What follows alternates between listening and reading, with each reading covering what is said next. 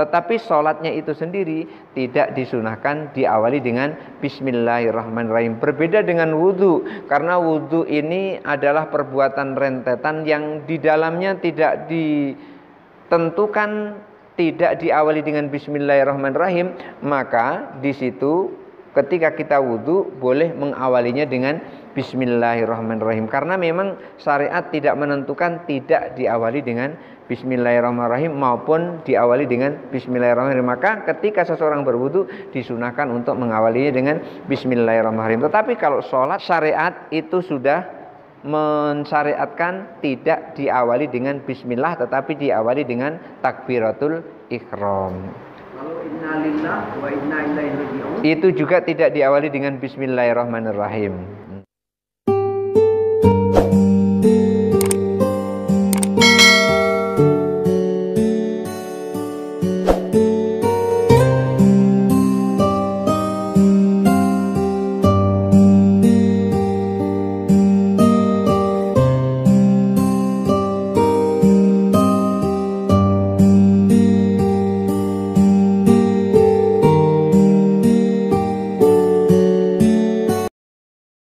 Assalamualaikum warahmatullahi wabarakatuh.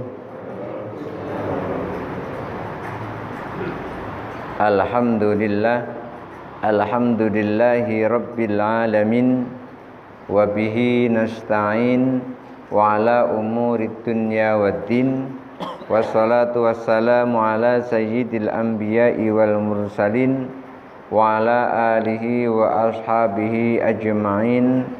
Rabbi syrah li sadri wa yassir li amri wahlul 'uqdatam min lisani yafqahu qawli, amma ba'du.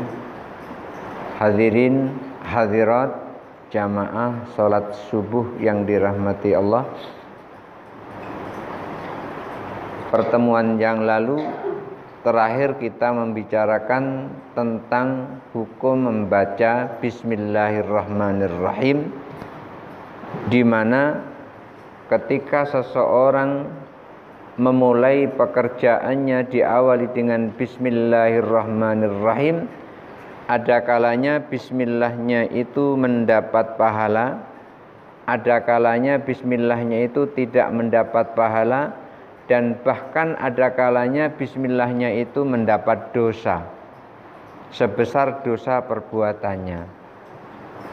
Apa di antara ketika membaca bismillahirrahmanirrahim itu adalah mendapat pahala, ketika perbuatan yang dilakukan itu adalah bukan perbuatan haram, dia adalah perbuatan yang halal. Seperti apa umpamanya perbuatan yang halal?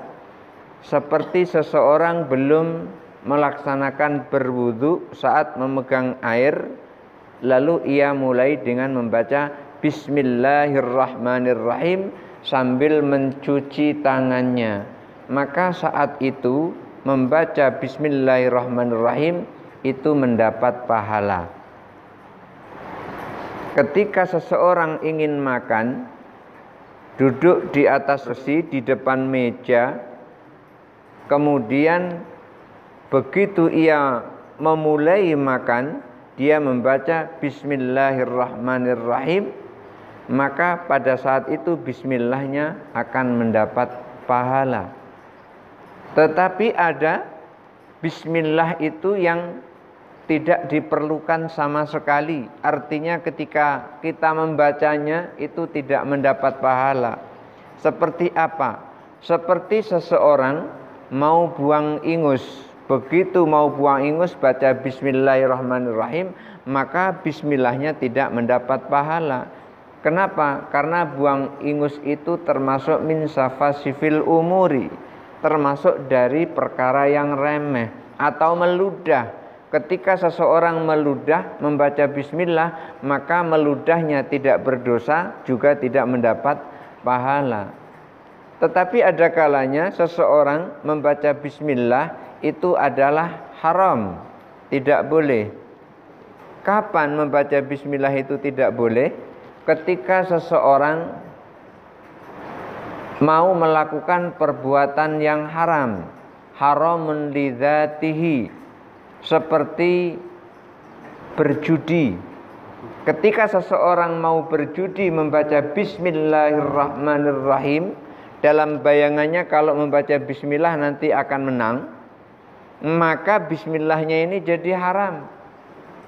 Atau umpamanya kebetulan setelah berjudi dia dapat uang, lalu uangnya itu dibawa pergi ke pucuk, supaya selamat dari gangguan preman, dia baca bismillahirrahmanirrahim supaya tujuannya tercapai.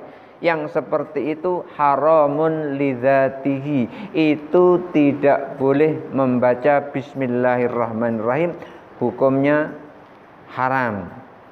Berbeda dengan kita membaca Al-Quran. Membaca Al-Quran, Al-Quran adalah zikir.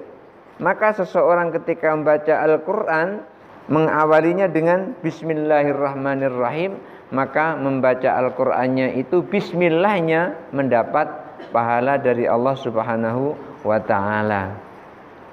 Ketika seseorang melakukan perbuatan tapi perbuatan haramun lil 'aridi, haram karena sesuatu yang lain, maka seseorang itu tetap disunahkan membaca bismillahirrahmanirrahim. Seperti apa? Haram lil 'aridi itu umpamanya begini. Seseorang mau berwudu tapi enggak punya air, lalu ia mencuri air. Seumpama air PDAM dibolongi, kemudian dia ngambil wudu dari situ, artinya dia mencuri dari air PDAM itu. Mencurinya itu haram, tetapi berwudunya itu tidak haram. Maka tetap disunahkan untuk membaca bismillahirrahmanirrahim. Atau umpamanya seseorang pengen makan bawang. Kalau di Arab itu kan makan bawang bombay itu enak apabila dimakan pakai nasi bukhori. Itu enak bukan main.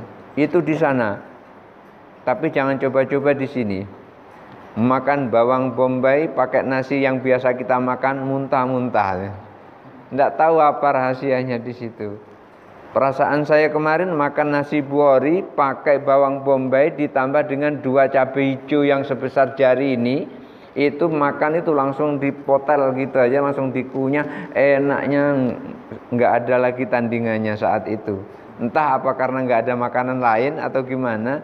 Yang jelas begitu saya kangen pengen makan seperti itu, ke pasar sama istri, minta saya dibelikan bawang bombay, lalu diiris-iris di rumah, saya makan muntah-muntah rupanya.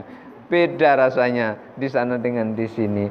Makan bawang itu hukumnya adalah makruh. Makruhnya itu karena bau bawangnya itu lisiddatir rihi, karena baunya sangat menyengat. Makannya mubah, bau bawangnya makruh. Maka walaupun itu makruh, masih tetap disunahkan untuk membaca bismillah pada saat kita memakan bawang itu. Apa ada perbuatan makruh yang tidak disunahkan baca basmalah, bismillahirrahmanirrahim? Ada. Ketika makruhnya itu adalah makruh lidzati. Makruh lidzatihi. Makruh memang barangnya itu makruh. Bagaimana makruh barangnya itu makruh? Di sini Imam Baijuri menjelaskan kan nadhari li farjiz zaujati. Dia menyebutkan seperti itu. Seperti melihat kemaluan istrinya bila hajatin, tanpa hajat. Maka ketika melihat seperti itu dengan membaca bismillahirrahmanirrahim, maka hukum membaca bismillahnya itu makruh juga. Kenapa? Itu makruh lidzatihi, barangnya itu adalah makruh. Ingat, makruh bukan haram. Makruh itu dikerjakan tidak apa-apa, ditinggalkan mendapat pahala. Itu namanya makruh. Nah, ada bismillah yang hukumnya mubah, ada bismillah yang hukumnya makruh, dan ada bismillah yang hukumnya haram ketika kita mengawali sesuatu perbuatan. Bahkan ada perbuatan yang tidak dianjurkan atau tidak dibolehkan membaca bismillah sebelumnya. Ada bismillah yang tidak dianjurkan, padahal perbuatan itu adalah perbuatan baik. Apa itu? Kadzikril mahdi, seperti zikir murni. Zikir murni itu tidak diawali dengan bismillahirrahmanirrahim. Tapi kalau zikir tidak murni, ghairul mahdi, maka disunahkan untuk membaca bismillahirrahmanirrahim. Seperti apa? Membaca Al-Quran itu kan zikir, tetapi membaca Al-Quran itu bukan zikir murni. Kenapa? Karena di dalam Al-Quran itu, di situ ada mau'izatul hasanah, dan di situ ada al-ahbar, ada berita-berita tentang nabi-nabi terdahulu. Tidak khusus di situ adalah zikir semuanya. Di dalam Al-Quran ada zikir, di dalam Al-Quran ada tentang nasihat-nasihat, di dalam Al-Quran ada tentang berita-berita nabi-nabi terdahulu. Seumpama di situ ada pemberitaan tentang seorang nabi, di mana nabi ini ketika memandang binatang-binatang, memandang tumbuh-tumbuhan, memandang lautan, memandang gunung-gunung, lalu dia berpikir di dalam hatinya, apa yang dia pikirkan? Bagaimana Allah cara menghidupkan semua ini? Berpikir seperti itu, baru berpikir gitu saja, fa'amatahullahu mi'ata amin. Allah mematikannya, mewafatkannya selama 100 tahun. Kemudian setelah itu baru dihidupkannya lagi. Ketika dihidupkan lagi, ditanya oleh malaikat, kam labis, berapa lama? Labis tu yauman au ba'da yaum. Barangkali cuman semalam atau setengah malam. Bal labis tami'ata am. Bahkan kamu tertidur tadi 100 tahun, bukan setengah malam atau 1 malam. Ini baru ngayal bagaimana caranya Allah menghidupkan barang-barang yang sudah mati. Dibuktikan langsung oleh Allah terhadap orang tersebut. Jadi kalau Bapak Ibu pengen ragu seperti itu, bagaimana caranya Allah menghidupkan barang yang sudah mati, nanti langsung dimatikan oleh Allah 100 tahun. Kemudian terus dihidupkan kembali. Lalu ketika orang tersebut pingin bukti bagaimana mungkin bisa 100 tahun, diperintahkan oleh malaikat, ungdur ila himarik, lihat himarmu itu, lihat keledaimu yang kamu bawa ke kebun kemarin itu. Ternyata keledainya itu sudah tinggal tulang belulang. Kemudian terus Allah balut tulang belulang itu dengan daging, lalu dijadikan lagi himar yang seperti sebelumnya. Ini Allah ingin membuktikan sesuatu, bahwasanya walaupun barang itu sudah mati, maka Allah mampu menghidupkannya dengan sangat mudah. Hadirin hadirat yang dirahmati Allah, di dalam Al-Quran ada cerita-cerita tentang itu, ada kabar-kabar, ada berita tentang kejadian-kejadian para nabi yang seperti itu.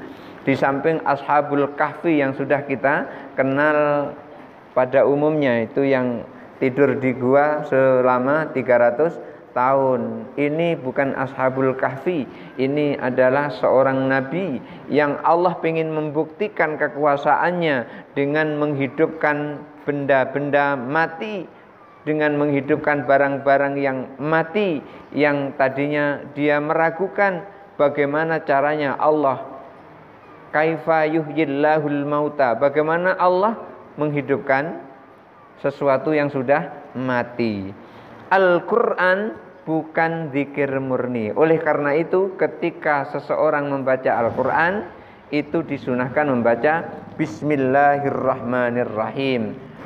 Wa kharaja dzikrul mahdi, lain halnya seseorang ketika mau berzikir dengan zikir murni. Seperti apa zikir murni itu? Seperti kalimat la ilaha illallah, itu zikir murni. Maka ketika kita mau berzikir la ilaha illallah, tidak usah mengawalinya dengan bismillahirrahmanirrahim. Umpamanya ini, bismillahirrahmanirrahim, la ilaha illallah, bismillahirrahmanirrahim, la ilaha illallah. Tidak usah seperti itu. Tidak dianjurkan.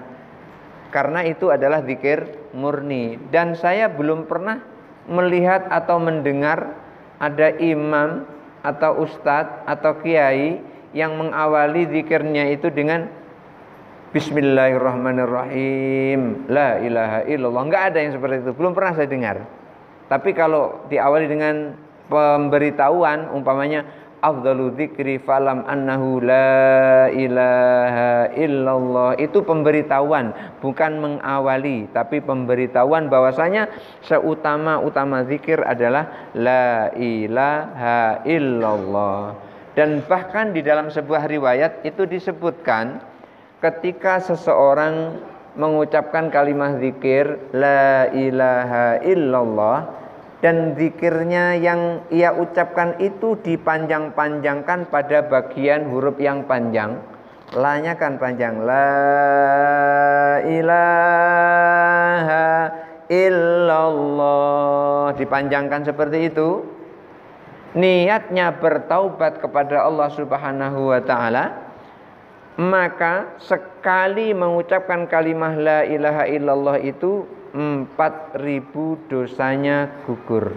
2 kali berarti 8.000, 3 kali berarti 12.000, dan seterusnya masih mengucapkan kalimah la ilaha illallah, niat bertaubat, dosanya habis. Dosanya habis masih mengucapkan kalimah la ilaha illallah, maka dosa kedua orang tuanya turut lebur bersama dengan kalimat la ilaha illallah yang ia niatkan bertaubat kepada Allah Subhanahu wa ta'ala. La ilaha illallah, niatnya bertaubat, dosa dia sudah dihabiskan oleh Allah, masih terus dosa kedua orang tuanya dihapuskan oleh Allah. Dosanya sudah dihapuskan oleh Allah, dosa kedua orang tuanya sudah dihapuskan oleh Allah, masih berzikir la ilaha illallah, maka dosa orang yang berada di sekitarnya yang cinta kepadanya, maka turut dihapuskan oleh Allah. Kalau yang berzikir itu adalah suami, istrinya sedang tidur ngorok, pun diampuni dosanya ketika istri itu mencintai suaminya. Ketika yang berzikir itu adalah istri, suaminya tidur di sebelahnya, maka suaminya pun ikut digugurkan dosanya ketika ia sangat mencintai istrinya itu tadi. Maka berzikir la ilaha illallah bisa menggugurkan dosa-dosa yang ada pada orang itu dan orang yang ia cintai di sekitarnya. Fala tusannu tasmiyatu alaihi, maka ketika seseorang berzikir la ilaha illallah, karena itu adalah zikir murni, tidak disunnahkan membaca bismillahirrahmanirrahim. Kalau tidak disunnahkan berarti membaca bismillahnya tidak berpahala atau tidak boleh. Kenapa? Karena tidak disunnahkan. Bikhilafi ghairil mahdi kal Qur'ani, tadi saya sampaikan berbeda dengan zikir yang tidak murni seperti Al-Qur'an. Kenapa kok Al-Qur'an tadi bukan zikir murni?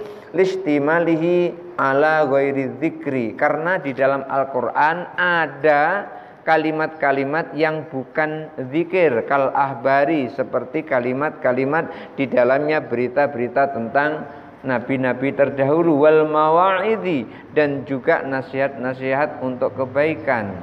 Wa kharaja ma ja'ala syari'u lahu mabdu'an ghairal basmalati wal hamdalati, dan juga tidak disunahkan untuk membaca sesuatu yang memang syariat menjadikan amalan itu, perbuatan itu tidak diawali dengan bismillahirrahmanirrahim dan juga tidak diawali dengan alhamdulillahirabbil alamin. Memang syariat menjadikannya seperti itu. Perbuatan itu dilakukan tidak diperintahkan untuk diawali dengan bismillah. Diperintahkan tidak diawali dengan hamdalah, alhamdulillah. Seperti apa? Kas-sholati, seperti sholat. Maka sholat itu permulaannya bukan bismillahirrahmanirrahim. Jangan sampai ada orang mengawali sholat dengan bismillahirrahmanirrahim. Umpamanya ini, bismillahirrahmanirrahim. Enggak boleh, karena sholat itu diawali dengan takbiratul ihram. Maka permulaan sholat adalah Allahu Akbar, bukan bismillah, tetapi takbiratul ihram. Oleh karena itu tidak disunahkan seseorang membaca bismillahirrahmanirrahim di awal sholat, karena memang sholat itu diawali tidak dengan bismillah. Syariat menjadikannya tidak diawali dengan bismillah, juga tidak diawali dengan hamdalah, tetapi diawali dengan takbiratul ihram. Bapak Ibu hadirin yang dirahmati Allah Subhanahu wa taala, ini sebetulnya tadi masih menjelaskan tentang kullu amrin dzibalin la yubda'u fihi bi bismillahirrahmanirrahim fahuwa abtar fahuwa ajdam fahuwa aqta. Hadis satu lagi, kullu amrin dzibalin la yubda'u bil hamdilillahi fahuwa abtar fahuwa ajdam fahuwa aqta. Ada dua hadis yang masing-masing dari dua ini ada tiga, jadi semuanya sebetulnya ada 6 hadis. Tapi 6 hadis ini intinya adalah dua. Yang satu diawali dengan bismillahirrahmanirrahim, yang satu diawali dengan alhamdulillahirabbil alamin. Lalu Imam Baijuri menyampaikan, wa in qulta bainal khabarainil madhkuraini, bila kamu berpendapat di antara dua hadis yang disebutkan tadi, baik yang diawali dengan bismillah maupun hamdalah, ta'arudun, bertentangan. Yang satu kan perbuatan diawali dengan bismillahirrahmanirrahim, yang satu lagi perbuatan diawali dengan alhamdulillahirabbil alamin. Kok seakan-akan ada dua di situ, ta'arudun, bertentangan. Fa kaifa yumkinul amalu bihima, bagaimana caranya mengamalkan keduanya? Hadisnya bertentangan. Kalau kita melakukan perbuatan diawali dengan bismillah atau diawali dengan alhamdulillah, kan seakan-akan bertentangan. Mana ini yang digunakan? Bismillah atau alhamdulillah? Maka beliau Imam Baijuri menjawab, qultu, maka aku jawab, ujibu an dzalika bi ajwibatin asyhuruha. Maka aku jawab dengan jawaban yang masyhur. Masyhur itu artinya sudah dikenal oleh orang banyak. Maksudnya dikenal oleh orang banyak itu adalah orang yang ilmu pengetahuannya setingkat dengan ini, bukan seperti kita. Kalau kita belum nyampe sampai di situ, itu masyhurnya adalah masyhur di kalangan ulama. Beliau sampaikan annal ibtida'a nau'ani, sesungguhnya yang namanya permulaan itu ada dua macam. Hakikiyun, yang pertama adalah permulaan hakiki, dan yang kedua idhofiyun, yang kedua adalah permulaan idhofi. Jadi ada permulaan hakiki, ada permulaan idhofi. Al-ibtida'ul hakiki itu seperti apa? Wahwa, yaitu al-ibtida'u bima taqaddama amamal maksudi walam yasbikhu syai'un.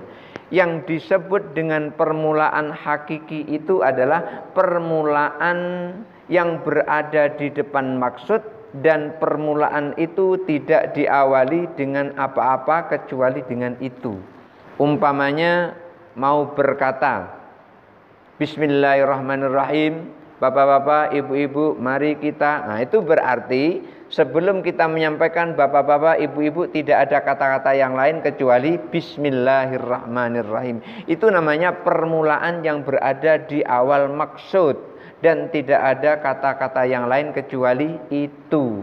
Maka dikatakan al-ibtida'u bima taqaddama amamal maksudi walam yasbiqhu syai'un. Permulaan yang berada di depan maksud dan tidak didahului oleh apapun kecuali itu. Wa idhofiyun, yang kedua al-ibtida'ul idhofi, ibtida' idhofi atau permulaan idhofi. Apa itu permulaan idhofi? Idhofi itu bahasa gampangnya adalah tambahan, permulaan tambahan.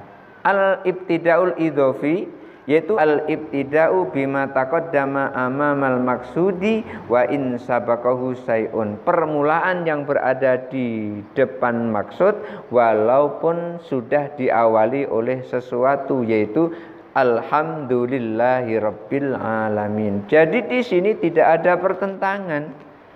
Maka kedua-duanya itu bisa jadi ibtida'. Yang pertama adalah ibtida' hakiki, yang kedua adalah ibtida' idhofi. Fa bainahumal umumu wal khususul mutlaqu. Di antara keduanya ada yang umum dan ada yang khusus mutlak. Fa humila khabarul basmalati 'alan nau'il awwali. Maka hukum dari hadis tentang kullu amrin dzibalin la yubda'u fihi bi bismillahirrahmanirrahim ini dibawa atau dikategorikan kepada ibtida' yang pertama, yaitu ibtida'ul hakiki. Jadi bismillah, mengawali sesuatu dengan bismillah, berarti bismillah itu adalah ibtida'ul hakiki. Wa khabarul hamdalati alasani, dan hadis yang menyampaikan kullu amrin dzibalin la yubda'u fihi bilhamdillahi fahuwa abtar, itu termasuk pada yang kedua, yaitu al-ibtida'ul idhofi, ibtida' idhofi atau ibtida' atau permulaan tambahan. Wa innama lam yakus lil kitabi wal ijma'i. Kedua-duanya tadi, antara ibtida' idhofi dan ibtida' hakiki, itu tidak ada pertentangan dengan Al-Quran dan juga tidak ada pertentangan dengan ijma' ulama. Karena Al-Quran juga diawali dengan ibtida' hakiki kemudian ibtida' idhofi. Bismillahirrahmanirrahim, baru alhamdulillahi rabbil alamin arrahmanirrahim maliki yaumiddin, diawali dengan bismillah kemudian baru alhamdulillah, tidak bertentangan. Al-Quran juga diawali seperti itu dan ijma' ulama juga mengatakan seperti itu. Ibtida' itu ada dua macam, ibtida' hakiki dan ibtida' idhofi. Jadi bisa mengawali dengan bismillahirrahmanirrahim alhamdulillahirabbil alamin. Kalau pengawalan alhamdulillahirabbil alamin itu di akhir, itu artinya adalah kesyukuran kita kepada Allah dengan cara memuji Allah Subhanahu wa taala. Kan banyak kita ketika makan mengawali dengan bismillahirrahmanirrahim, baru alhamdulillahirabbil alamin. Ini kedua-duanya digunakan, yang satu untuk permulaan, yang kedua ini untuk kesyukuran kepada Allah dengan cara memuji Allah. Karena apa?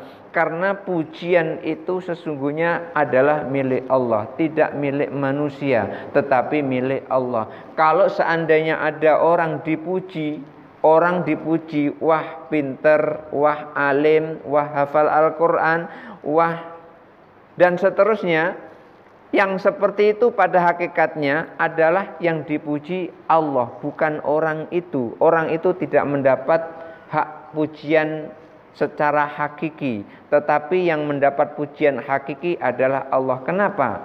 Pertanyaannya, yang menjadikan dia pinter siapa? Adakah orang bisa menjadikan orang lain pinter? Tidak ada. Yang menjadikan pinter itu adalah Allah. Kalau Allah tidak menghendaki pinter, guru jungkir balik ngajari anak sampai dijemur sampai kering, itu tidak akan pinter anak. Kenapa? Karena Allah belum menghendaki anak itu pinter. Jadi yang menjadikan pinter itu bukan guru tetapi Allah. Oleh karena itu, guru supaya murid-muridnya pinter itu jangan merasa dirinya hebat mampu menjadikan murid pinter, tetapi merasalah diri lemah yang memintarkan Allah, hanya dia berusaha saja. Kalau dia merasa seperti itu, maka ketika melihat anak murid yang diajari nggak bisa-bisa, apa yang dia lakukan? Dia sholat, dia doakan murid tadi itu. Begitu dia doakan murid tadi itu, umpamanya dalam sujud terakhirnya dia doakan, ya Allah, hamba-Mu si fulan itu berilah petunjuk sehingga ia mudah menerima ilmu-Mu. Insya Allah yang seperti itu akan segera dia diberi pemahaman oleh Allah Subhanahu wa ta'ala. Ini pengalaman. Kan boleh kan? Fa'amma binikmati rabbika fahaddis. Adapun dengan nikmat Tuhanmu, ceritakan. Maksudnya apa? Supaya ketika kita menceritakan nikmat Allah, orang melakukan seperti yang kita lakukan, mendapat nikmat seperti yang kita dapat. Maksudnya seperti itu. Maka kita boleh menceritakan nikmat Allah. Ketika ada anak, dan anak ini sesungguhnya harusnya masuk ke SLB, tetapi dia kalau ngaji kan tidak ada SLB kan, kalau ngaji. Karena dia tidak ada ngaji secara SLB, akhirnya datang ke rumah saya, pengen belajar Al-Quran, padahal membaca tulis Latin itu dia kelas 5 SD itu nggak bisa sama sekali, dia belum bisa, tapi naik terus karena tuntutan murid harus naik, nggak boleh murid tinggal kelas 5 belum bisa membaca. Justru dia lebih lancar membaca Al-Qur'annya daripada dia membaca tulisan Latinnya. Dan bahkan dia sudah mampu hafal dengan tertatih-tatih surah An-Naba 40 ayat itu sudah hafal. Itu karena apa? Karena ketika saya merasa ini tidak bisa kalau tidak dengan pertolongan Allah, itu nggak bisa, maka pada saat itu kita bacakan doa khusus untuknya. Jadi guru itu bukan hanya sekedar mengajari secara zahir, tetapi juga ngajari secara batin. Kalau guru zahir dan batinnya bekerja kedua-duanya untuk memintarkan anak, maka nanti Allah akan bantu perbuatan atau hasil dari kerjaan guru itu tadi. Ini artinya apa? Semuanya itu adalah Allah Subhanahu wa ta'ala. Jadi barangkali itu saja dulu yang bisa saya sampaikan untuk pagi ini. Intinya adalah Bismillahirrahmanirrahim itu untuk permulaan perbuatan kita yang baik, dan juga Alhamdulillahirabbil alamin itu adalah penyerta dari perbuatan kita yang baik. Kalau tidak baik tidak boleh disertakan itu. Berjudi Bismillahirrahmanirrahim menang Alhamdulillahirabbil alamin, itu enggak boleh yang seperti itu. Atau umpamanya ketika seorang yang pengedar narkoba dikejar polisi, kemudian selamat, nggak tertangkap oleh polisi, langsung dia bilang Alhamdulillah aku lepas dari polisi. Itu juga tidak benar yang seperti itu, nggak dapat pahala yang seperti itu, Alhamdulillahnya itu. Maka kita bisa menempatkan sesuatu pada tempatnya. Barangkali itu saja dulu, mudah-mudahan ada manfaatnya. Yang mau bertanya disilahkan. Pertanyaannya sangat bagus, jawabannya yang agak sulit. Ketika seseorang makan, di tengah-tengah makan baru dia ingat, maka pada saat itu dia membaca Bismillahirrahmanirrahim. Juga boleh membaca Bismillahi awwaluhu wa akhiruhu, juga boleh. Tapi yang lebih utama adalah membaca Bismillahi awwaluhu wa akhiruhu. Kenapa? Karena awalnya sudah terlampaui. Tapi kalau hanya membaca Bismillah itu saja, itu boleh. Bismillahirrahmanirrahim boleh. Kemudian yang kedua, yang tadi itu saya dapatkan penjelasannya adalah di dalam kitab namanya Nasaihul Ibad. Lalu itu riwayat siapa itu yang belum saya tandai itu. Nanti setelah saya cari riwayat siapa, nanti insya Allah saya sampaikan kepada Bapak. Yang jelas itu ada di dalam kitab Naswaihul Ibad, dan itu juga telah disampaikan berkali-kali oleh Kiai Mudzakir yang sangat ahli di dalam kitab Naswaihul Ibad. Dia adalah seorang kiai dari Jawa Timur, tetapi menyampaikannya dalam bahasa Jawa karena di Pulau Jawa sana. Beliau sampaikan tentang penjelasannya di dalam kitab Naswaihul Ibad itu seperti itu. Siapa yang membaca La ilaha illallah dan niatnya adalah untuk bertaubat kepada Allah, maka sekali mengucapkan kalimat la yang dipanjangkan itu tadi akan menggugurkan 4.000 dosanya. Dan di situ tidak dijelaskan apakah dosa besar maupun dosa kecil. Yang penting dosanya yang jumlahnya 4.000 itu gugur. Jadi nggak usah khawatir, selama kita tidak merasa melakukan dosa besar, itu insya Allah gugur dengan itu. Karena dosa besar itu gampang sekali dicireni. Contohnya apa? Berzina. Kalau tidak pernah merasa berzina berarti nggak pernah dosa besar. Kalau nggak pernah merasa berjudi berarti nggak dosa besar. Kalau nggak pernah merasa membunuh orang berarti tidak dosa besar. Jadi seperti itu, gampang dicireni dosa besar. Yang dosa kecil ini yang kadang-kadang sulit untuk dicireni, untuk diketahui itu agak sulit dosa kecil. Kenapa? Karena diam itu kadang-kadang berdosa. Kenapa? Orang sebelahnya tersinggung, padahal kita nggak ngapa-ngapain. Orang sebelahnya tersinggung, itu dosa juga itu. Tapi dosanya tidak besar. Dosa menyakiti hati orang. Maka Allah memberikan sarana untuk melunturkan dosa. Yang kita tidak sadar melakukan dosa itu adalah dengan sholat. Itu dikatakan di situ idza qamal abdu yusalli, apabila seorang hamba berdiri melakukan sholat, Allahu akbar, utiyat bidunubi wa ju'ilat ala ra'si wa atikihi. Itu dosanya diletakkan di atas kepala dan di atas pundak. Itu ketika takbir Allahu akbar. Maka logikanya kalau sesuatu ada di atas kepala kita seperti ini, saat ruku apa yang terjadi? Tentu jatuh.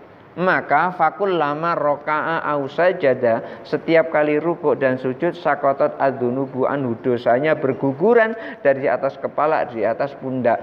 Ini dosa-dosa yang kita tidak tahu dari mana datangnya dosa itu. Apakah dosa karena dikasih orang, atau dosa karena kita sendiri, atau dosa karena nanggung dosa orang. Maka yang seperti ini Allah sudah siapkan untuk menghancurkan dosa itu tadi dengan sholat. Maka semakin orang banyak sholat, semakin bersih dosanya. Kenapa? Pada saat kita takbiratul ihram Allahu akbar, dosanya itu didatangkan oleh Allah, ditaruh di atas kepala, ditaruh di atas pundak. Fakulama roka'au saja, setiap kali rukuk dan sujud sakotat adzunubu anhu, maka dosanya itu berguguran. Itulah kenapa kita sering melihat ada orang sholat pas di sujudnya itu lama. Nggak pernah melihat seperti itu? Pernah ibu melihat itu? Lama sujud. Itulah dasarnya kenapa kok sujud lama. Aqrabu ma yakunul abdu mir rabbi wa huwa sajidun, yang paling dekat antara hamba dan Allah itu adalah pada saat sujud. Maka lama-lama dia sujud itu. Dan di dalam kitab Al-Muhadzab fi Fiqh Syafi'i itu juga disebutkan pada saat seseorang sujud itu dikatakan fa'aksirud doa. Di dalam hadis yang diriwayatkan oleh Imam Muslim itu disebutkan fa'aksirud doa, perbanyak doa pada saat sujud terakhir. Kenapa? Saat itu adalah saat dekat antara hamba dan Allah. Kenapa kok dekat? Dosanya berguguran. Jadi pada saat dosa itu gugur terakhir, saat itulah dia dekat kepada Allah, minta itu akan diijabah oleh Allah. Dan itu sudah saya praktekkan dan sudah diijabah oleh Allah. Pada saat dulu kesulitan untuk membayar uang kuliah S3 6.500.000, itu saya pengen ketemu dengan Pak HBA. Cuman sayangnya Saya aja yang kenal Pak HBA. Pak HBA nggak kenal saya. Itu sayangnya. Karena Pak HBA nggak kenal saya pengen berusaha supaya Pak HBA kenal saya. Saya pengen bertemu dengan Pak HBA. Andaikan saya pergi ke kantor gubernur, pasti saya akan didorong dan ditolak oleh ajudannya. Karena Pak HBA tidak kenal saya, ajudannya juga nggak kenal saya. Tapi ada cara yang paling bagus supaya bisa ketemu dengan beliau, yaitu sujud terakhir tadi itu berdoa, ya Allah pertemukan aku dengan Pak HBA. Akhirnya pas acara Maulid Nabi, saya diundang ngisi pengajian Maulid Nabi di Masjid Syuhada Kampung Rajo. Di situ ternyata ngundang Pak HBA. Oleh pengurus masjid saya didudukkan sebelahan. Langsung saya ngomong, Bang, aku ini sedang kuliah S3 nih Bang, bisa tidak bantu saya untuk memberikan beasiswa? Bikin proposal, kata dia langsung begitu. HP saya dicatat, nomornya maksudnya, kemudian proposal saya dioret-oret oleh dia, akhirnya diterima di Diknas. Itu awalnya dari apa? Sujud terakhir. Jadi di situ Bapak Ibu jangan remehkan sujud terakhir itu. Masya Allah, bukan main sujud terakhir itu. Dan bahkan kemarin ada orang yang sedang kesusahan. Kenapa susah? Karena ditinggal minggat oleh istrinya. Lalu saya ajarkan seperti itu, sujud terakhir berdoa kepada Allah. Apa yang terjadi? Pulang dia. Nggak sanggup dia pergi jauh-jauh. Kenapa? Allah yang menggerakkan. Dan bahkan satu lagi, dia ini sudah bertemu dengan Ustadz Zainul Arifin. Kita semua udah kenal beliau, memang faqih. Kemudian sudah bertemu dengan Ustadz Yusuf, Dr. Yusuf yang di Lorong Ibrahim. Pengakuan dia sudah bertemu dengan ulama besar dua ini. Saya bukan apa-apanya. Jadi pada saat itu terakhir ketemu dengan saya, minta dibimbing karena suaminya lari dari rumah. Ini ibu-ibu ini. Tadi suami, ini laki nih, sekarang ibu-ibu nih. Ternyata laki-laki ini lebih keras daripada ibu-ibu ternyata. Disuruh pulang tidak pulang-pulang. Akhirnya apa? Dijadikan sakit oleh Allah, baru dia mau pulang. Ketika dia sakit terkapar, setelah pulang dari rumah sakit baru mau pulang ke rumah. Ini bukti bahwasanya ketika kita minta kepada Allah, itu Allah akan jadikan, dan itu yang paling dekat adalah pada saat sujud. Oleh karena itu, Bapak Ibu ada masalah apapun, jangan lupa saat sujud minta kepada Allah. Dan banyak sekali informasi yang telah sampai ke saya dari orang yang pernah minta dibimbing oleh saya.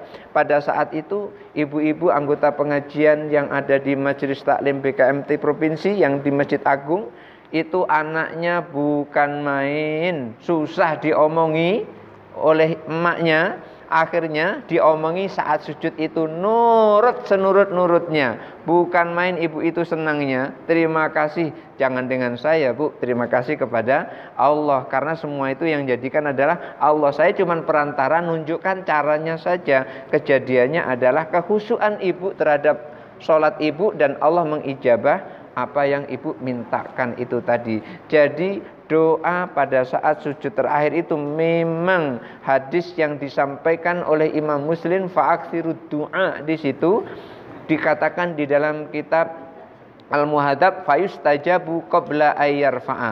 Maka doanya itu akan diijabah oleh Allah sebelum ia angkat kepalanya dari sujudnya itu. Masya Allah, itu ulama 400 Hijriah yang menyampaikan seperti itu. Namanya Abu Ishaq Ibrahim bin Ali bin Yusuf Asyiraji. Di dalam kitabnya Al-Muhadzab yang setebal ini ada 3 jilid cetakan DKI.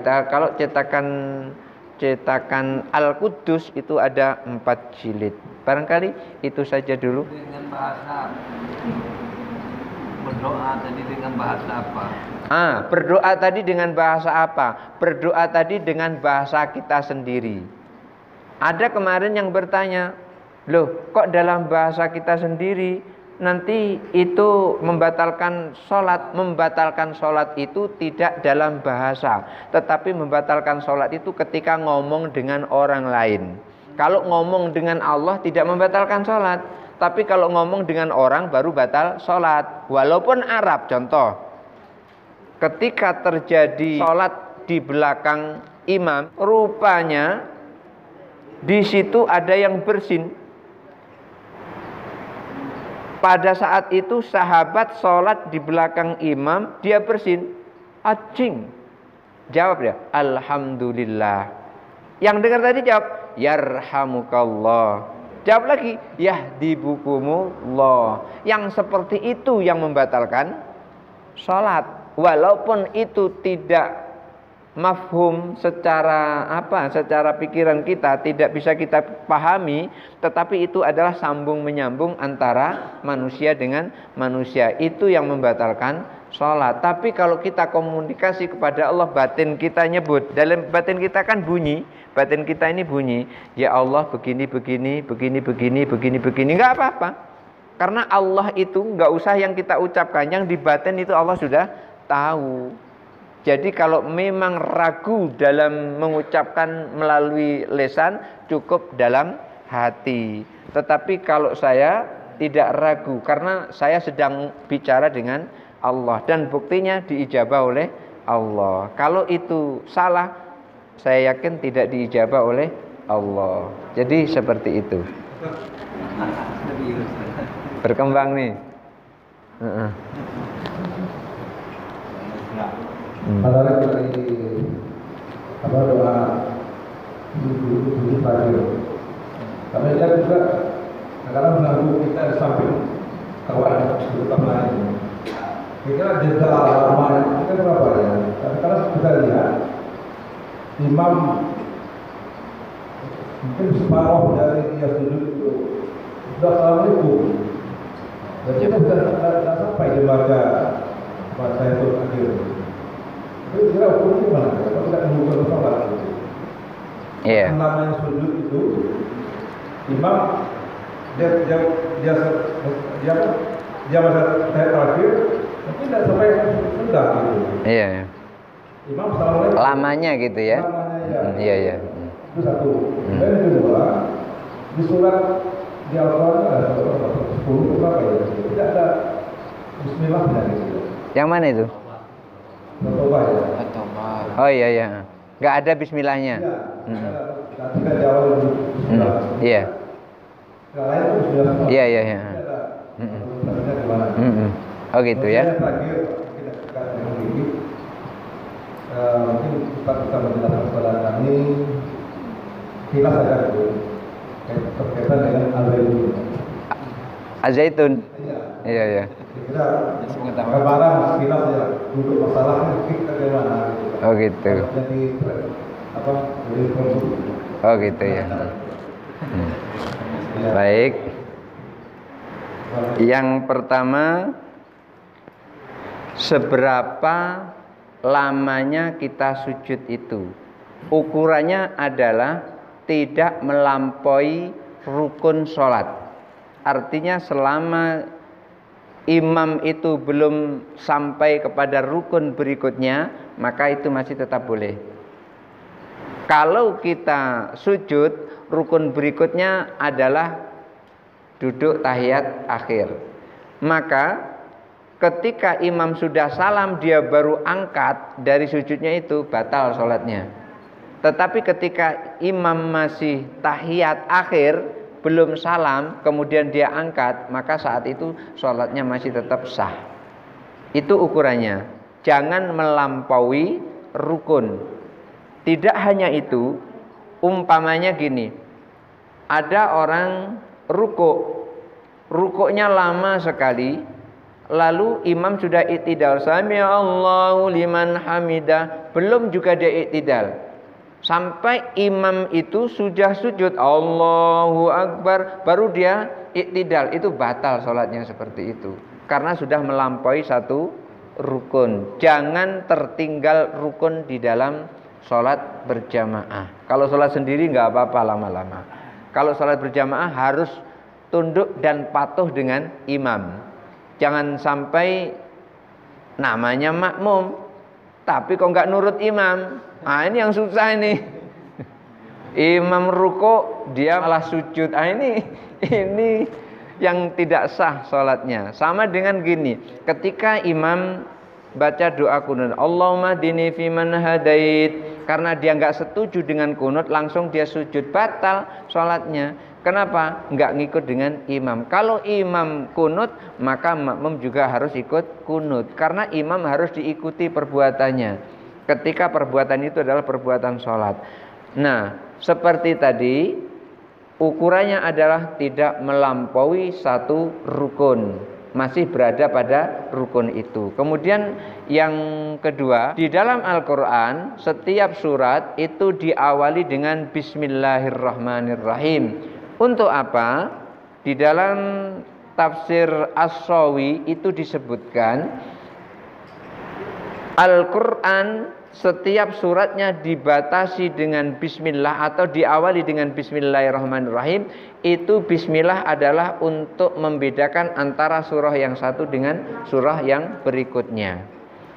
Lalu kenapa di surah Al-Baqarah atau surah At-Taubah itu tidak ada bismillahnya? Karena surah itu sesungguhnya masih nyambung isinya dari sebelumnya, maka tidak diawali dengan bismillahirrahmanirrahim. Dan bahkan di situ ditulis kecil pakai a'udzubillahi minan nari wa min syarril kuffari. Jadi di situ tidak diawali dengan bismillahirrahmanirrahim karena masih nyambung dengan surah sebelumnya, itu masih nyambung. Lalu yang ketiga tentang Az-Zaitun, saya belum tahu persis dengan Az-Zaitun itu. Bagaimana Az-Zaitun itu, apakah seperti yang diberitakan itu, karena saya belum pernah menyaksikan, nanti saya salah pula nyampaikan karena saya belum pernah melihat secara pasti. Barangkali itu saja dulu. Assalamualaikum warahmatullahi wabarakatuh. Waalaikumsalam warahmatullahi wabarakatuh. Mau nanya ini Ustaz, zikir yang hakiki itu perlu juga dijelaskan apakah la ilaha illallah saja atau ada kelima lain. Yang Ustaz jelaskan tadi itu la ilaha illallah, apakah ada kelima yang lain? Juga jelaskan Ustaz. Yang kedua, ini ada yang berkembang di masyarakat. Jadi yang terjadi itu semacam transaksi ya, masyarakat meninggal yang mampu. Maka dia datang dengan ustaz itu, tolong istilah yang ada di situ itu tahlil. Tolong tahlilkan orang tua saya. Maka dia dibayar sekian. Jadi jumlah tahlil itu saya tanya itu berapa. Karena ini mungkin terbatasan ilmu saya dan tidak tahu untuk bisa tanya. Yang pertama adalah zikir murni. Zikir murni itu yang dijelaskan di sini adalah mengucapkan kalimat la ilaha illallah. Dan yang satu lagi zikir murni itu adalah sholat. Karena sholat itu disebut dengan zikir. Wa aqimis sholata lidzikri, dan dirikanlah sholat untuk mengingat aku. Artinya sholat itu juga termasuk zikir yang tidak disyariatkan untuk diawali dengan bismillahirrahmanirrahim. Lalu apa yang lain? Subhanallah walhamdulillah wala ilaha illallah wallahu akbar, itu termasuk zikir murni. Subhanallah walhamdulillah wala ilaha illallah wallahu akbar. Asalkan itu zikir murni, maka zikir itu tidak disunahkan untuk diawali dengan bismillahirrahmanirrahim. Tapi ketika kita mengawali perbuatan di luar zikir itu tadi, umpamanya mau pergi ke masjid untuk sholat, sholatnya tidak diawali dengan bismillahirrahmanirrahim, tapi perginya dari rumah itu mengawalinya dengan bismillahirrahmanirrahim, itu boleh yang seperti itu. Karena pergi ke masjid itu untuk sholat itu belum zikir murni, itu baru melakukan perbuatan yang baik untuk menjalankan sholat. Tetapi sholatnya itu sendiri tidak disunahkan diawali dengan bismillahirrahmanirrahim. Berbeda dengan wudhu, karena wudhu ini adalah perbuatan rentetan yang di dalamnya tidak ditentukan tidak diawali dengan bismillahirrahmanirrahim, maka di situ ketika kita wudhu boleh mengawalinya dengan bismillahirrahmanirrahim. Karena memang syariat tidak menentukan tidak diawali dengan bismillahirrahmanirrahim maupun diawali dengan bismillahirrahmanirrahim. Maka ketika seseorang berwudhu disunahkan untuk mengawalinya dengan bismillahirrahmanirrahim. Tetapi kalau sholat, syariat itu sudah mensyariatkan tidak diawali dengan bismillah, tetapi diawali dengan takbiratul ihram. Kalau inna lillah wa inna ilaihi raji'un, Itu juga tidak diawali dengan bismillahirrahmanirrahim. Karena itu termasuk zikir murni. Jadi zikir murni itu ketika zikir itu nggak bercampur dengan yang lain, serentetan tidak bercampur dengan yang lain. Kemudian soal transaksi tadi, itu sebetulnya bahasanya barangkali bisa dikatakan badal itu ya. Bisa jadi bahasanya itu badal, bukan transaksi tapi badal. Seperti seorang yang menunaikan ibadah haji. Ketika seseorang menunaikan ibadah haji, lalu dia membadalkan haji karena dia tidak bisa untuk menunaikan ibadah haji itu, akhirnya dia badalkan yang harusnya ia lakukan.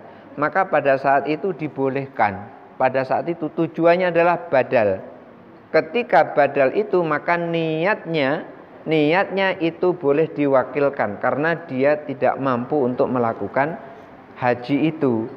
Dan seperti yang tahlil itu tadi, berarti sesungguhnya yang seharusnya mentahlilkan adalah keluarganya, anaknya atau warisnya. Tetapi karena dia tidak sanggup, karena memang dilakukan itu lama dan dia tidak mampu, maka dia bisa jadi membadalkan apa yang harus ia lakukan kepada orang lain. Tapi kalau dikatakan transaksi itu batal karena ibadah nggak ada pakai transaksi. Tapi kalau badal itu boleh. Sama dengan kulhu yang seperti itu juga. Ketika seseorang membaca kulhu, begitu membaca kulhu kemudian terus dia buka bandrol, ini 1000 kulhu harganya 5 juta. Yang seperti itu yang tidak boleh. Tetapi ketika dia sudah membaca kulhu 1000 kali, kemudian orang itu langsung ngasih, masukkan saja di situ. Itu artinya adalah niat dia adalah sedekah, terima kasih atas bantuan telah dia melakukan doa untuk orang yang dia maksud itu tadi. Dan bahkan saya pernah juga, tapi saya tidak minta upah, tapi saya dikasih uang, cuman saya tidak minta. Dan orang itu langsung ngasih gitu saja. Pada saat rumahnya itu kebobolan, plafonnya itu terbongkar. Jadi barang-barang di dalam itu hilang.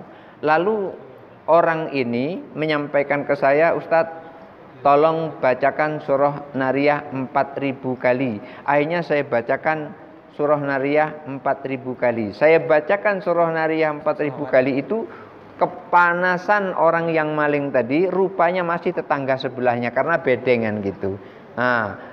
Ketahuan dia, akhirnya nggak tahan, dia tinggal di situ. Memang saya semalaman begadang.